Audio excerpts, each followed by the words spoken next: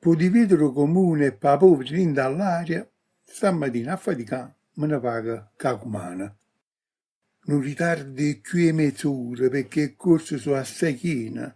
Quando arrivi in stazione, solo rimanga aperto. Faccio scalo 4 a 4 con l'affanno forte in canna, senza perdere coraggio, ma mi piglio un pullman. Arrivata alla fermata, vedo la gente che ci sta e mi ammesco me salata che speranza lo pigliare.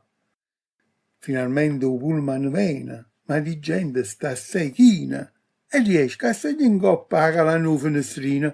Stiamo tutti quanti a stretto, non potremmo ricciare un'insalata mista di gente che si sbatte a qua e a là.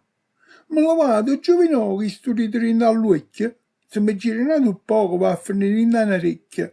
Oh, scusate signori, ma scenita sta fermata. E così mi liberate che sto per scamazzato.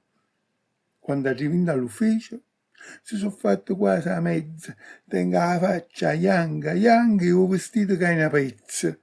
Ho già perso il portafoglio e non trovo cellulare.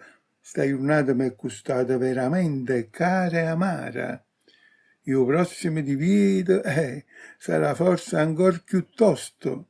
Sono vietate le sigarette, è vietato fare l'arrosto, è vietato appiccare il forno ed è vietato dall'ordinanza fare uscire in questo giorno anche l'aria dalla panza.